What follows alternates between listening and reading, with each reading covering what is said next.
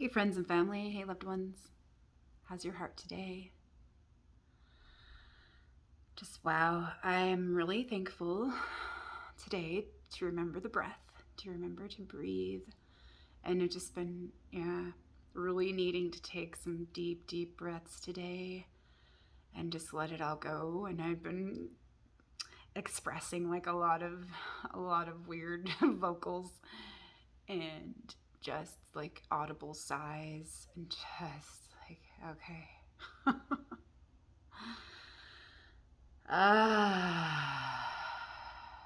man, it's just like letting a lot of stuff go. Fill in the pressure cooker of today. Oh my gosh. And just the last 2 days, it's so interesting. Like the pendulum swing and just like wow, just like this contrast between light and heavy. Yeah, and experiencing some of those things like at the same time. And just giving myself permission to feel all I feel and just to be with where I am now. And so, yeah, it's been a good challenge. And I've received so many things in the last couple days, like really going back and forth between expansion and contraction, and, surrender and release, and then surrender and receive. And like letting go of so many expectations, and so many agendas, and so many attachments, and so many stories. And allowing myself to rest. Oh my gosh, I've seen so much into that. I've seen so much into that. And it's really amazing about like what rest is and what receptivity really is. And I've seen more deeply into those things in the last couple days, like where I've been contracted, and I don't really prefer those feelings to feel contracted, but I'm doing my best to value that contraction state and know that it's a part of like the process and the whole, and like part of change and part of birthing a new reality and a new way of being.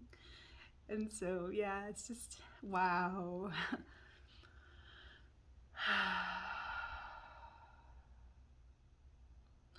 And so I've seen different things. I've seen into some things a little more deeply, how I wouldn't allow myself to truly rest because of certain inherited and learned beliefs.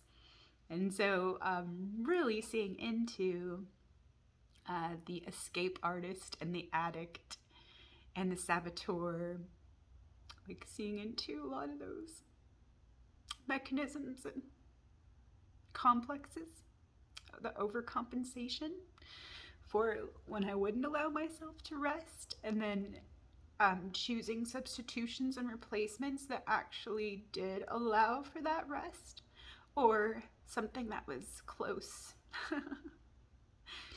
Or, yeah, just an easier substitution or something, a replacement of what I felt like, okay, I can't have this over here, but I can have this. But then choosing that replacement or that substitution really like related to feelings of guilt and shame and lack and all of those things. Yeah. And doing it wrong and being wrong and not being pleasing or pleasing others or securing my own place. And yeah, it makes a lot of sense now, with the people pleaser and the caregiver, and then how there is this shadow aspect and this protector and this guardian that had to overcompensate in the form of the rebel. And yeah, and it's so interesting to look at all these parts and the tension of the opposites and see how they have played together or danced together. And yeah, in order, like, for like some kind of a balance to be achieved, or you know to be received, And it's like I kept beating my head against a wall until I finally got it for myself, you know. Um, and so, yeah, some of these triggers that have come up for me in the last couple days, like just like really subtly, like subtle triggers, like I'm not like feeling like super angry about anything, but like there are certain irritations and annoyances, which sometimes I feel like I get more annoyed with the feeling of annoyance than I do with like rage. And so it's just like interesting to look at to see what's bubbling up for me. And today, like, I just kind of woke up. Like, I really did get some good sleep yesterday, and I was, I allowed myself to take a nap, and I even went to bed like a little earlier than I've been going to bed, you know, in the last couple months. And I even slept in a little bit, so I got some good rest, but I've been feeling like so tired still and so drained. And so it's just like kind of feeling frustrated with myself and annoyed with myself because like I had certain expectations where I wanted to get some things done this week or this weekend. And I had like this list in my head of, ooh, I could do this, and this. And so it's just like, okay, well, I guess I just get to let go of my expectations right now and allow myself just to rest because that's what my body's asking me. Like, please just let me be, let me rest, let it all go for now. And be with me like, as I am. And so, some of my least favorite things to feel, you know, is this fatigue. And I've always been sick of that. That tired old story where I'm so tired. Yeah, and yeah, just like looking at those things really more deeply, like the chronic fatigue and just like the inconvenient feelings of low energy. Um, and like why I feel like I can't take care of myself sometimes. Like why is it so hard to choose like what I really need for me? And so I've been looking into those things like about where I feel like I haven't been able to uh, show up and care for me, where I haven't been able to allow me, where I haven't been able to listen to me, where I haven't been receptive to certain parts of me that are asking me for love, inclusivity, and healing. And yeah, where I've denied myself those things, like where I have denied myself my own love and my own like energy and my own freedom to be, my own allowance and acceptance of me. And it's okay.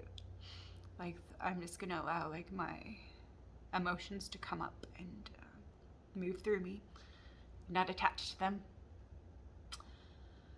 or prevent them from being expressed. And so yeah, just really being willing to allow what is right now and what wants to be expressed and moved through me, allowed to be expressed and heard, seen, listened to, and received. Because I'd been doing a lot of reflecting and reviewing around some major themes I've been working on, or playing with and working through and playing through the last couple years. And there is a theme in some of these relationships that keeps emerging. And so it's kind of shown a light on, yeah, something I can look at or look into more deeply within myself, and asking myself different questions about where I haven't allowed myself certain things. And yeah, some of these things that came up in certain stories, like to show me, to show my soul, to show me, like, to show this part of myself that's really willing to learn and to know and to grow. Yeah. What is, yeah, what's, how to be receptive. Like, and listen and trust. Yeah, in my soul's wisdom and my soul's signals, and like, yeah, my body's intelligence, and my intuition, my irrational like intelligence. And so, yeah, I hadn't allowed some of that because it made people uncomfortable, and it got me into just trouble sometimes. Yeah. And so, yeah, some of these themes that have been coming up for me, and they do relate to some things that I shared last week or a couple days ago, where I kind of gave a little confession because I was ready to talk about it, about like how some of my external relationships with loved ones, and they were all with 3 females, you know? So it's interesting that way, where all 3 of those relationships were very different, but they all had common themes and common threads. And one of those things was like a story that had come up for me. Why won't you make time for me? Yeah, why are you so busy? Like, why am I unimportant? Like, I wish I was as important. I wish I was as important to you as you are to me. And so I was like, oh, that's a sad, sad orphan voice and a story coming up there. And so, like, I realized, like, wow, what part of that is myself speaking? Like, what part of myself feels so unimportant or undervalued or dismissed or devalued or neglected or abandoned? You know, like, what part of myself feels so unimportant? Like, what part of myself am I not listening to or not allowing, you know? So looking at some of those things, yeah, it was like, has to do with being valued and valuing my own self and my own feelings and my own perspective and my own point of view and my own opinion and my own experience and, yeah, my own gifts. And it was kind of conditioned and taught to devalue and dismiss and disown all those things. And so it's just like, wow, seeing into those things and seeing how like certain relationships would reflect that back to me, you know, or they didn't have time for me, they didn't have energy for me, they didn't have resources to share with me, like emotional resources, what I really wanted. And because, yeah, I wasn't giving those to myself because I had shut my feeling function down, or I had shut my own self down. I had shut down certain parts of my heart and my mind, and, yeah, some of my energy, because I didn't know what to do with it because it wasn't allowed. And so dumped it into my shadow.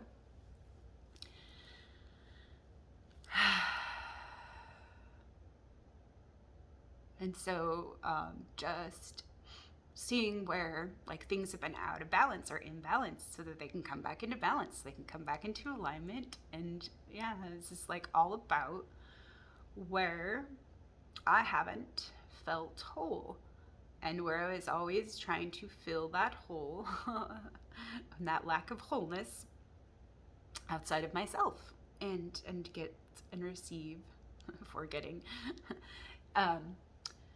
receive like some of that validation and that love and that attention and that affection from somewhere else, like always trying to, yeah, find that outside of myself.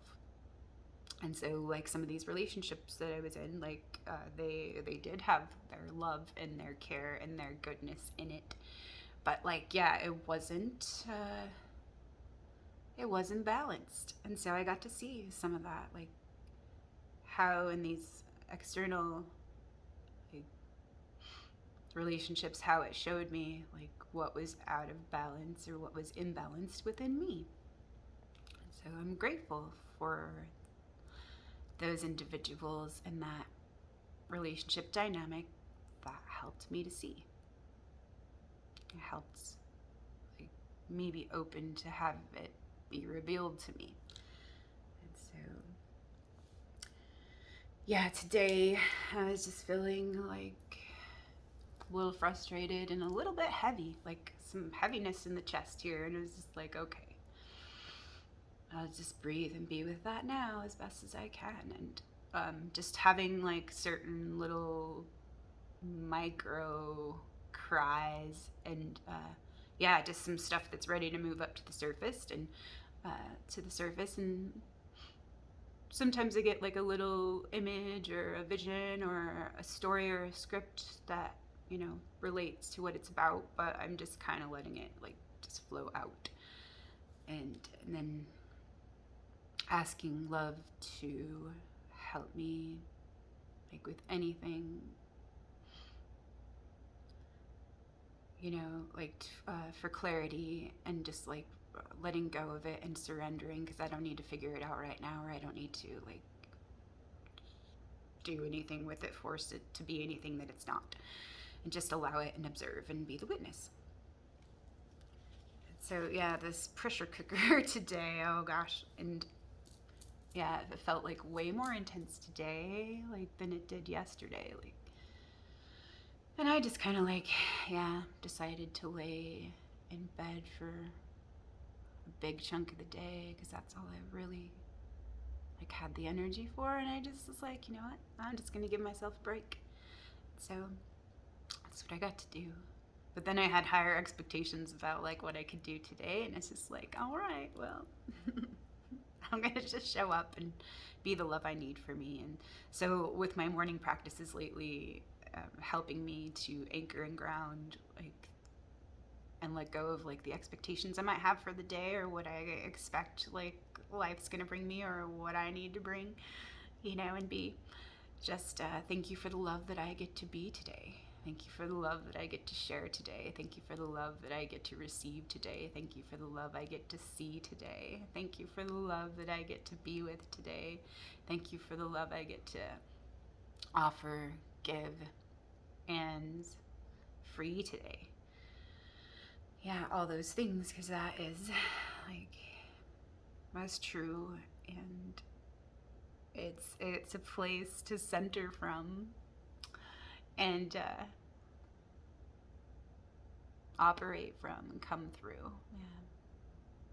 And then come back into or come back in through. Yeah. Come in through. Cuz yeah, it's all a work in progress, and there's definitely going through a learning curve, and uh, feeling my way through this darkness, and remembering I am the light. I am the light within. I am the light at the center of my being. Remembering all these messages. And so working through a new balance between rest and action and work and play, and knowing they're part of the very same thing. So I'm challenging myself to listen more deeply, and to allow another point of view and a perspective with healthy detachment, suspended beliefs, and surrendered agendas. With curiosity and openness, my goodness, what a challenge to receive. Love is free to be.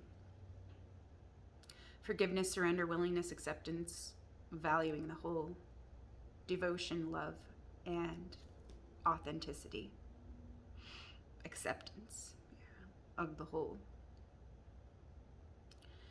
So, the pressure cooker, contractive energy, heavy and light, all that is not aligned with the new life timeline must dissolve or be fully integrated or given back in service to life. And so, just being willing to listen, because there's something that's been coming up for me where in certain relationships that I with loved ones that are dear to me and close to me, I've noticed like some kind of pattern, which is kind of like frustrating to me. And so what it is they'll ask me a question, or they'll like open a conversation, and they'll like put all of their 2 cents, 5 cents, 10 cents in, And then it's like my turn to speak. And it's like they don't want to give me that space, like for me to say and for me to share something. And like I've just been feeling like, okay, like what is this about? And I got a card from, I think it was the Mystical Shaman Oracle, and it was really kind of telling me now is not the time for you to be heard. Maybe instead of wanting to be heard, maybe it's time to hear something, or maybe it's time to listen.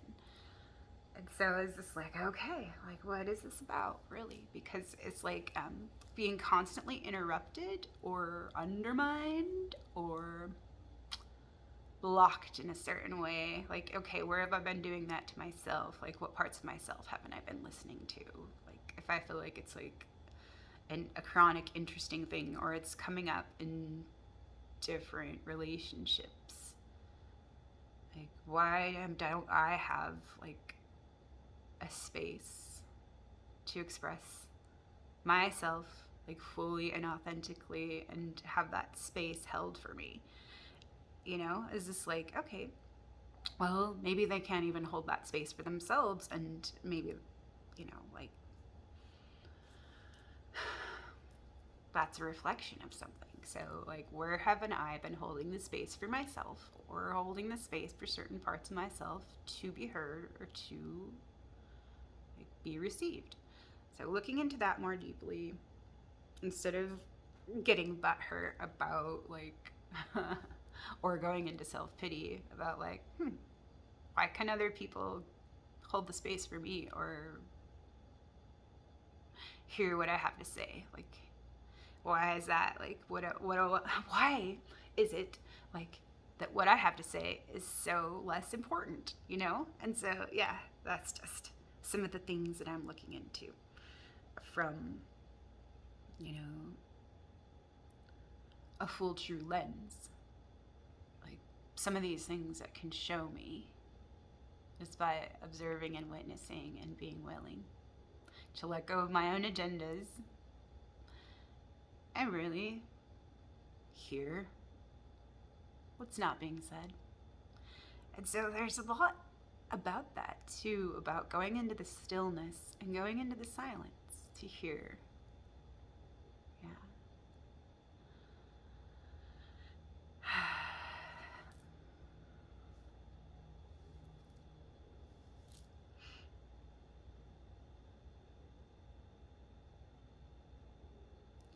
So maybe being okay with silence and with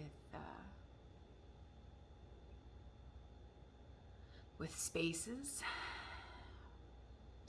for silence instead of always feeling like I need to fill something up. Maybe just be empty.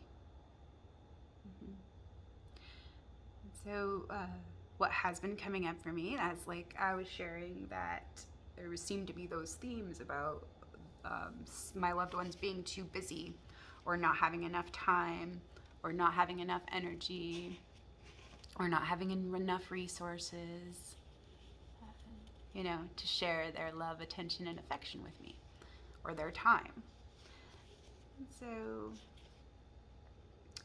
just like, what is it about being busy or about being, yeah, productive? What we've seen as valued, because we have seen that, like, in some of the old inherited Puritanism, generational beliefs and patterns. Yeah, I don't even know what to say about that, but maybe I don't need to say anything about it. So, yeah, that's created superiority and inferiority complexes. Because I do remember being a teenager, like at 14 and 15, and during those times, like our physiology or like our biological clock is like going through so many different changes when we're at that stage as a teenager where like our rhythms are like changing, and sometimes they go totally out of whack of what's seen as like the best for productive or for productivity in the yeah, male oriented, goal oriented corporate world, or of doingness, and be like, and rejecting that beingness or that rest, and seeing that as lazy and lesser than, when actually it's very valuable and it's part of like the creative process. And so that's when a lot of the magic and like the miracles can happen if we allow that space and that rest. So yeah, it's interesting. But I do remember my mom, like, she was very rigid and she was very strict and she was very controlling. And she had her own beliefs about, like, you know, how we were supposed to be. And so she was just worried, and she wanted, I know, like, for our best interest, or what she thought was our best interest, she really wanted to mold us and guide us and shape us into, like, into people that were self-reliant and could take care of themselves and all of that. But like, yeah, there was some approaches she took that just really were cringeworthy. And I feel like, oh yeah, I did, even though I was rebelling and I was rejecting like these things, I still feel like I still took on some of the programming.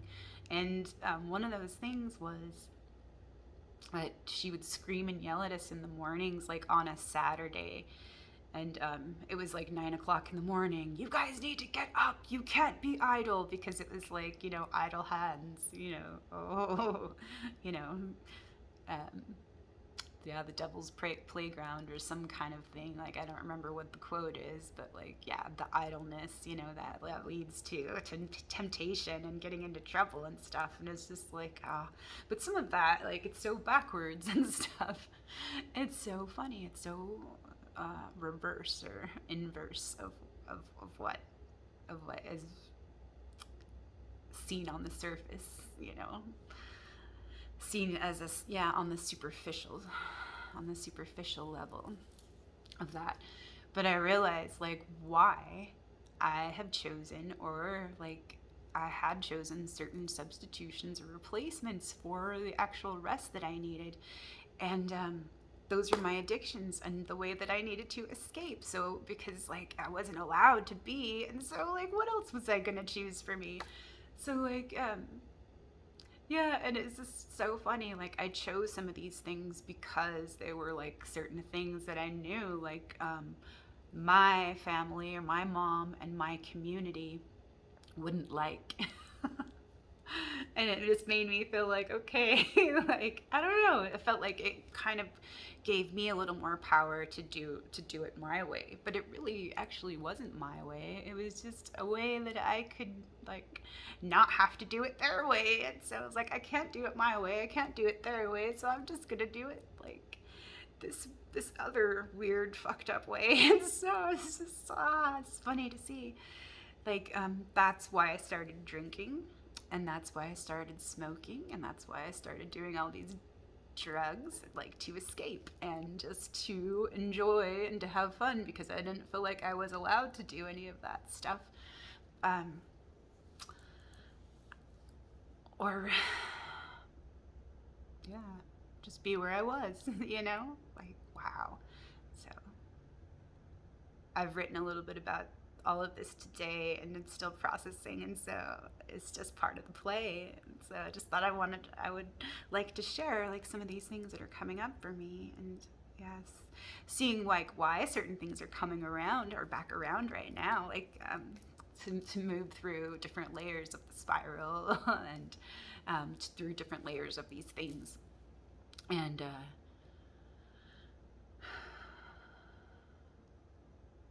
yeah, and it all has to do with like the Pisces new moon coming up as well, and like Neptune, like the illusion and escaping and like all of those things, like because that was like a big huge strategy for me, to to just get through, sometimes to get through the day. It was such a crutch, and like really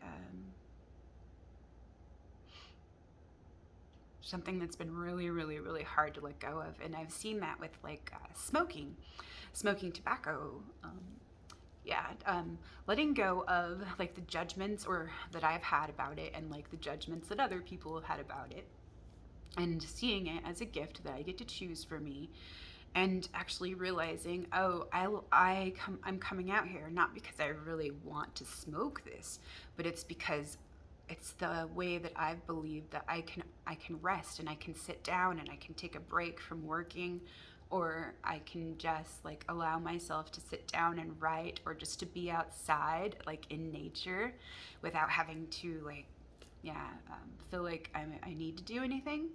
And so like I can see like how like in certain ways like how that actually preserved my sanity, and like helped me take different breaks. But like now that I see like why I've chosen it, and like, okay, well, I can just allow myself to rest, or I can just allow myself to come out here and sit on the porch and enjoy like the birds singing, and the sunlight, and or or this quiet, cool evening, and the crickets chirping and stuff. Like, why do I need an excuse or some reason or some like some attachment to be able to do that, you know? So just kind of looking at those things, doing my best to allow them for me, and to forgive myself, and to forgive like the choices that created the pain and suffering that I have kept perpetuating, and like just hurting myself by making some of these choices. And I know, like, yeah, forgiveness, because I have been seeing that we all have done our best from where we were at, from where we've been, and what we've had to work with. And so, just looking at how can I see this as love, and how can I choose to see the gift that is being offered to me and we, for our greatest growth in learning, for our knowing ourselves, and welcoming each other home as we're all walking each other home. And so if I am looking at like certain things, like that everything is to helping us grow, it's helping us to grow, or helping us to see, or helping us to claim what we haven't been able to see, what we haven't been able to receive or accept or see about ourselves, what we haven't been able to include for ourselves, what we haven't allowed for ourselves. And so like if everything is like helping us to come back home to ourselves, like, you know, like looking at it in those kinds of ways, like what is this call for love, or what is love calling for, or how am I being called to love, you know? How can I answer that call for myself, like for my own love, for the love that I need? And so it does help shift like it into a different perspective, instead of going into like this is wrong, or I need to make the other person wrong, or I'm wrong, or whatever. Do I need to tear it down? Like, yeah, because it's a threat to my own identity, or my own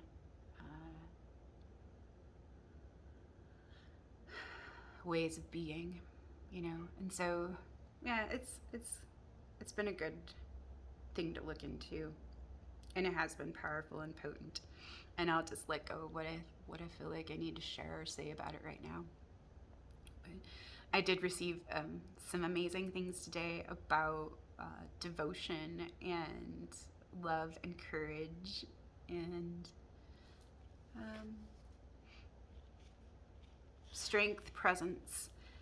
So I thought I would go back to Divine Feminine Oracle, because Lala came up for me about 2 weeks ago, and she is all about words and being the author of our own story. And so I went back in here to the Divine Feminine Oracle by Megan Watterson.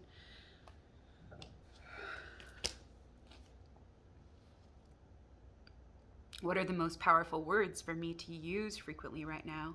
Every word I say becomes a prayer. I am the author of my own story. And so it's actually, I was listening. I was listening to that and receiving that. And really taking that to heart about, like, being responsible with the words and the stories that I'm telling myself. And just in everyday conversation, when certain things come up, like, I'm a little more mindful about how I want to truthfully and fully express things. And so even if I have to, or I get to retract my words right after I say them, or correct myself, or redirect or course correct, like, that's an opportunity right then for me to do so. And so it's kind of funny because I have been reflecting and reviewing different things about certain things I experienced on social media, and through that play of consciousness or unconsciousness. Wow. And like, just remembering certain things about, like, oh, maybe I didn't handle that as well as I could have. But, just remembering, you know what, I did handle it as well as I could at the time. I was doing the best that I absolutely could with what I had at the time, with what I was aware of at the time. And so I just let all those things go, like, about, oh God, somebody saw me as a bitch. Oh no. It was just like, okay. They didn't see me as this nice person, I guess, or they didn't see me as, like, the way they wanted to see me, or the way that they expected they would see me as. And, it's just like, oh well, I can let that go, and thanks.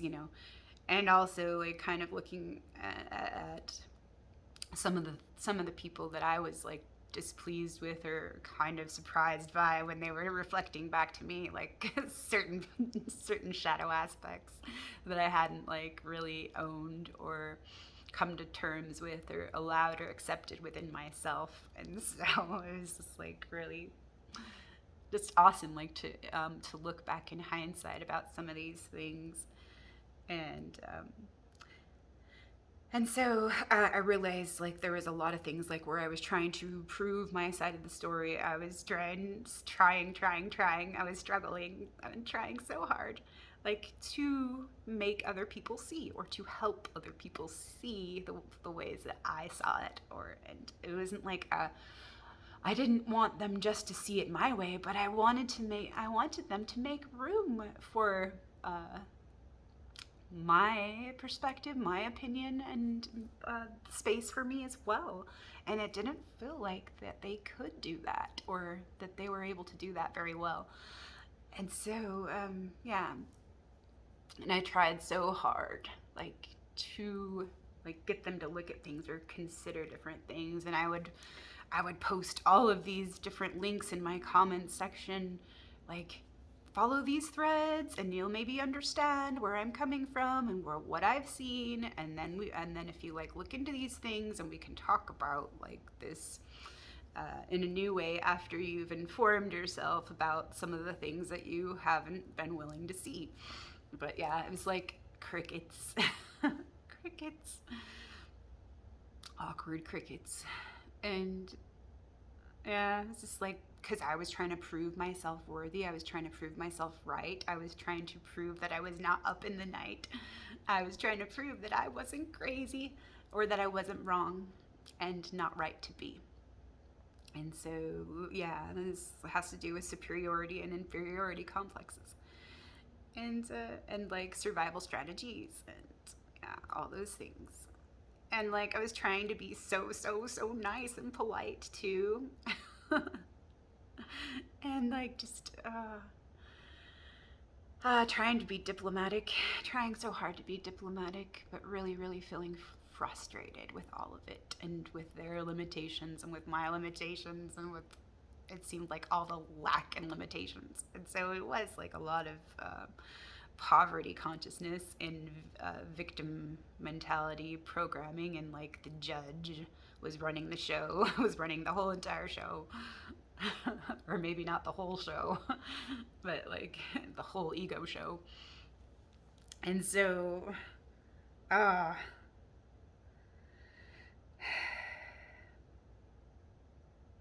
it was because I didn't feel like I was enough, and also I didn't feel like there was enough for me. So, really interesting, like, to see some of these things be revealed and come into a little more like coherency. Sorry to see some of the things unravel and unfold and soften and open. And so that's one of the other goddesses that came up today was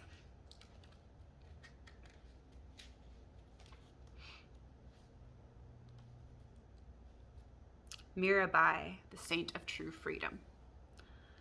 Love is what sets me free. I am married to my own soul. Who she is. Mirabai embodies a love that lets us do what's right for our own lives, no matter what others might think. Mirabai, or Mira, is a bhakti poet and mystic from Rajasthan, India. She was born a princess in the late 15th century, and she unwillingly married Bajraj, the crown prince of Mewar, in 1516, but she considered Krishna to be her true husband. Legends say that her husband's family tried to kill her several times for defying the social customs and expectations of a wife. But in each of these legends, Mirabai's love for Krishna would miraculously save her. She wears the Krishna tilaka, the forehead marking, as a sign of her devotion to him. Northern India in the 16th century was besieged by violent battles between Hindus and Muslims. Mirabai's husband, father, and father-in-law all died in the war with the Islamic army of Babur, the founder of the Mughal Empire. Mirabai refused to join her husband on his funeral pyre and again defied social and cultural expectations. She became the central poet saint of the Bhakti movement during this difficult period in Indian history. The Bhakti movement is a spiritual path focused on the cultivation of a personal love for the divine. It's a devotional form of worship that believes anyone can have direct access to the divine, regardless of sex, caste, or religion. Mirabai became the symbol of people suffering under the caste system and the persecution that ensued if anyone tried to defy social and political standing. Mirabai's poems and lyrical padas are love songs using metric verses. And they are so widely known and cherished because they relate an ultimate freedom that Mirabai lived out in her love for Krishna. So when your soul selects her card, often without even realizing it, we make choices based on external expectations on how we think other people will perceive our actions. Mirabai is about Mirabai is about doing what's right for you and no one else. Ultimately, only you can know what needs to be done or said. You have this one brief life, and every second of it matters. Mirabai is about standing up for what you know is right for you, even if others will judge you for it. The fear of being persecuted can convince us not to be true to who we really are. There's a love, though, that's far larger than human constructs and cultural values. Love isn't ethical. Love isn't bound by any idea of what's socially acceptable. Love is what sets us free from the expectations that bind us. Love, in whatever way it finds us, asks us to stay loyal to our own soul. Any outside force or person who asks you to betray our most intimate relationship with the divine isn't acting out of love. For Mirabai, her true husband wasn't the one that she was married to. The love that made her brave, the love that inspired her every poem and action was a divine love for Krishna. So the laws that bound her to the strict expectations of being a wife didn't actually apply to her. Love asks us to look at what really matters to us and what we truly value. And love asks us to bravely defy expectations in order to be true to ourselves. Love wants us to marry our own soul. At alchemical union and sacred marriage within. Soul voice meditation. What holds me back from expressing my truth? What holds me back from expressing my truth? Intention. Love is what sets me free. I am married to my own soul. Super appreciated that. And there's some really great gems and nuggets for me in that I'm willing to receive and allow them to be revealed to me. And thank you, Mirabai. And then the other one was Parvati, the goddess of devotion. I am a love that doesn't leave. When I commit to love, my soul evolves. So, what is soft, gentle, and nurturing, like water, can be far more powerful than what is inflexible and fierce. The energy of this mountain goddess is about the strength we can give and receive when we devote ourselves to the healthy bonds of love. Parvati is about the divine feminine potency of being a calm, benevolent presence, especially when something seems to threaten a deeply meaningful relationship. Transformation with this goddess calls for a softening. When a situation is hard, even painful, Parvati is suggesting that you allow your fist to unfold, to open and release what is clenched in fear or stress. Remember that your love is a mountain that cannot be moved, and that this bond between you is holy. No human hands or words can ever break it. The answer of what's next or highest for you can be found through the subtler act of simply abiding. Not reacting, not running, not hiding. A deep reservoir of power can surge up from within us when we choose to remain present. Letting devotion inhabit us in moments when our ego has typically fled infuses us with the capacity to transform all of our relationships.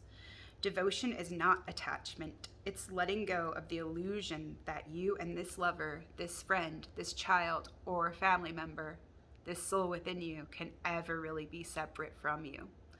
Devotion brings us home to the point and purpose of every relationship: love.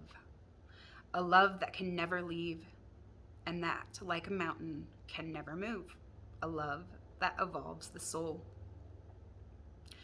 Soul voice meditation. What am I most devoted to in this moment?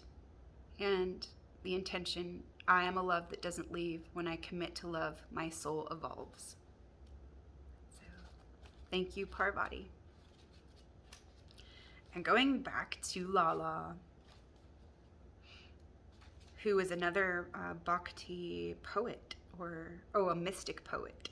And so just been looking into that as well because of my devotion to God, to love, to life, to all that's good, to truth, beauty, goodness, and joy. Yeah, to the divine feminine, to the goddess, to Mother Earth, to all my relations, and that relationship with myself.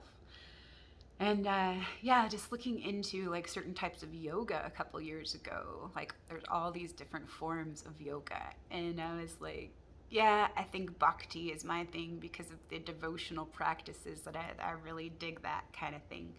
And the singing and just like communing with the divine and just connecting to that within my own soul and really like developing that rich relationship with that which actually feeds me and nourishes me, and giving myself permission to choose that and receive that for myself, even though like other people in my family didn't really care for that or didn't like it, or even like mocked me or made fun of me or demeaned me for like some of the choices I was making for my own self. And that was super painful to have someone constantly knocking me down and tearing me down for the things that I needed to choose for myself. And that was like a super painful relationship that I had with my first husband. And he really taught me a lot about, the love I needed for myself, and how hard I really was on myself, and how I wouldn't allow myself, and how I hoard myself away in a lot of ways. And so, just like seeing into some of these things and like where some of the patterns were created or perpetuated in certain ways that made me believe that I couldn't be loyal and devoted to myself because that was selfish and other people didn't like that. And, you know, it would cause pain because they rejected me, you know. But yeah, just like looking into all these things about where I have rejected my own self in favor of like external security or receiving something outside of me because I didn't believe I had it within me. And so just super interesting, like continuity, like following these threads into deeper layers and levels of this healing process and this discovery and this recovery. And so, yeah, this purging and purifying, letting go of what no longer serves me. So just opening, softening, and surrendering, and allowing like things to be moved. So maybe there will be some other things that I can share around all of this maybe soon.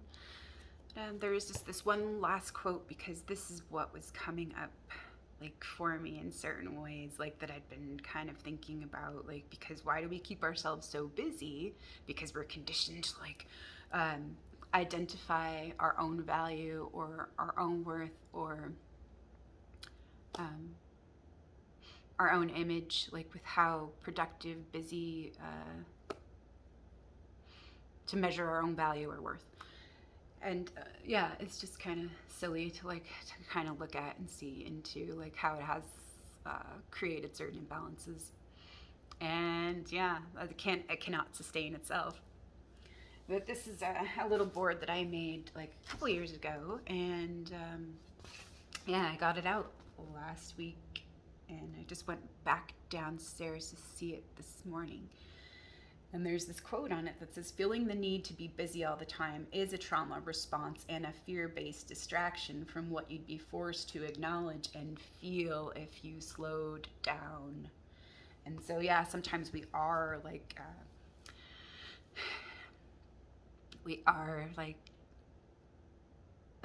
averse to being with ourselves or to being with what is because it's too uncomfortable or it's unpleasant or it's inconvenient or it's something like that we feel like needs to be controlled or managed, micromanaged, or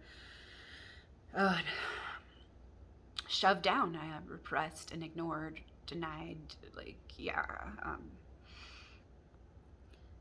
But then it actually does like come out in painful ways sometimes.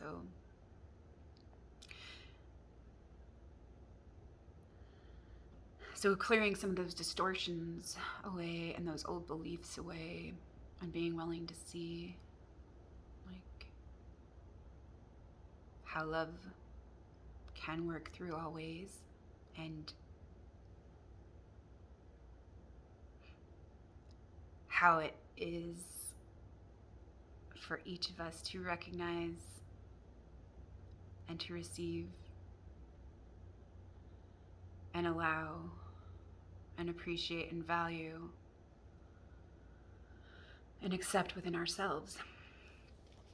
And so just kind of looking at like why we feel like we need to make others wrong or make ourselves wrong or tear other people down so that we can prop ourselves up or inflate our own side or secure our own side or secure our self-image or so we can look right.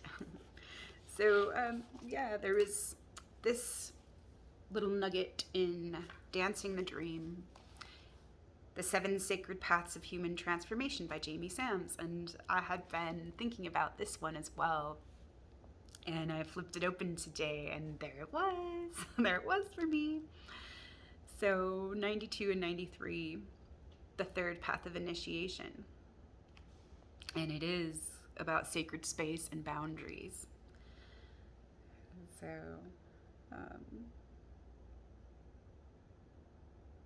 On the third path of initiation, we again will be required to face our fears and to look at all of our behaviors that may be coming from our ego's sense of self-importance or the shadow side's need to negate our sense of well-being. We hone our skills of discernment and we make choices about how we want to view the behaviors of others in relation to our own behaviors, past and present, determining what we are willing to experience in our individual frames of reference. This act of observation, followed by decisive action, is how we create healthy boundaries, which instill a sense of well-being. As human beings, we have sacred space, which encompasses our bodies, our thoughts, our feelings, our possessions, and our creative energy. As we learn the next level of how to respect the sacred space belonging to us, we are required to look at what we allow inside that sacred space.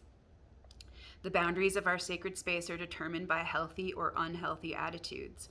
If we have enough self-esteem to refuse to allow abusive behaviors in our sacred space, we have conquered one major challenge of the third path. We learn to release the need to defeat the self with our own thoughts. We let go of the need to be critical of others, and we detach from others who insensitively direct physical, emotional, or verbal abuse toward us. Depending on the individual, the third path can contain more lessons and the longest set of initiations. We are asked to begin the process of healing addictions, old pain or trauma, physical illness, emotional instability, unhealthy psychological patterns, childhood issues, manipulation or control behaviors, dysfunctional relationships, and any other forms of imbalance. I do not intend to downplay the number of issues that are presented to those of us who embrace the third path, yet we all must discern individually what we need to heal. Like all the paths, this one is longer for some people than for others simply because of the differences in human experiences. We experience trauma and pain in our own unique ways. Some people heal their wounds as they occur and move on, while others carry the pain with them for years. When we heal the imbalances created from our past wounds and embrace life from our present viewpoint, we see our experiences from a new perspective. Eventually, if we can let go of the past, we are able to be authentically grateful for our wounds, our harrowing experiences, and the brutality that we may have endured. Through healing those wounds, we become healed healers who have embraced our own suffering and transformed our lives.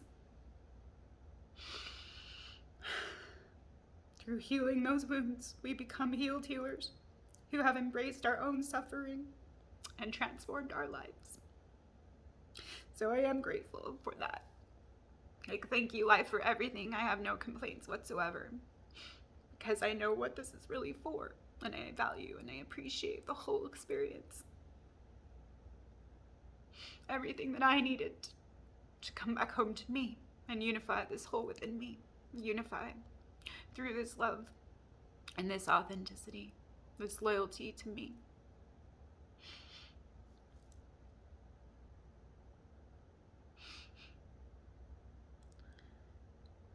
Healed human beings stand tall as examples for others. Nobody can belittle the life of a healed healer.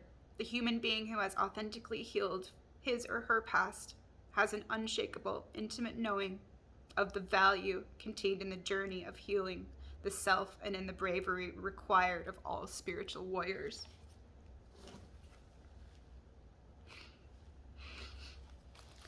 I will say once again that each of the 7 paths of initiation dovetails into others. It is possible to be completing lessons on the 3rd path and the 2nd path, and at the same time that we are beginning some 4th path lessons. How each person experiences these initiations is as individual as the human being. Remember that these paths are not linear. We seem to want to view life like a ladder, but the idea of linear growth disallows the multitude of possibilities that humans are given to grow in different areas simultaneously. To judgmentally label a person as being on a particular path that we view as less enlightened than our own is an erroneous folly created by the shadow side of human nature. Some people learn the lessons of physicality through athletically developing the body. Others evolve and heal through expressing their emotions. Others explore human potential through developing the gifts of the intellect, and others seek the meaning of life through mysticism, prayer, and spirituality. All forms of growth are valid, and how we piece these elements together in our lives is an expression of our uniqueness as human beings. so all of these paths have value and all of them relate. And so if nothing is separate, then like all of these things do relate. Everything relates to the whole. And so it's, yeah, so super awesome to see that, like that there is value for each part in the whole. On the third path, we embrace what we call frog medicine in our Native American traditions. Frog teaches us to cleanse the old through clearing our thoughts, behaviors, and feelings. Frog teaches us that shedding tears can be the first step of this cleansing transformation. The purification process represented by frog medicine is the ability to cleanse all that keeps us from healing and to refill ourselves with new energy, renewed purpose, and feelings and thoughts that support our intent to change. This two-step process of cleansing the old and refilling with the new will be present in every step that we take toward healing our lives on the third path. But the Mayan symbol of rebirth is another medicine that we are asked to embrace on the third path. After we have purified the aspects of our lives that no longer serve us, we are reborn, leaving the past behind. That teaches us to respect the rebirth process as we learn how to operate from our new sacred point of view. We have earned the new beginnings in our lives, and we are required to shelter the seeds of our personal potential that we have planted through our own efforts. Bat hangs upside down in the cave, like human babies do as they await birth in the womb. This upside down position is also a metaphor for how we must sometimes change everything in our lives, turning it all topsy-turvy before we can be reborn into our new states of being. During the rebirth process, as in our mother's wombs, we hear the echoes of every thought as well as the double heartbeat. The double heartbeat signals the harmony of our heartbeat as it melds with the heartbeat of the Earth Mother, who encourages us to continue healing our lives. And I feel like I shall leave it right there and offer this. I welcome you and all you are with all my open arms. I welcome you and all you are with hospitality, receiving with my open heart and open arms this perfect love you are. Thank you for your presence and for being here with me. Thank you for this gift of love I gratefully receive. It was just something that I wrote down for me on a note card to help me remember, like to include all of me, no matter where I was, no matter what was going on with me, just so I could be here and receive like the love I need for me, the love that's being offered to me, and to allow that for myself. So wishing you well and encouraging you to love your whole self, take care of yourself, be love for yourself, choose love for yourself, free love for yourself. All right, we'll see you later. Bye for now.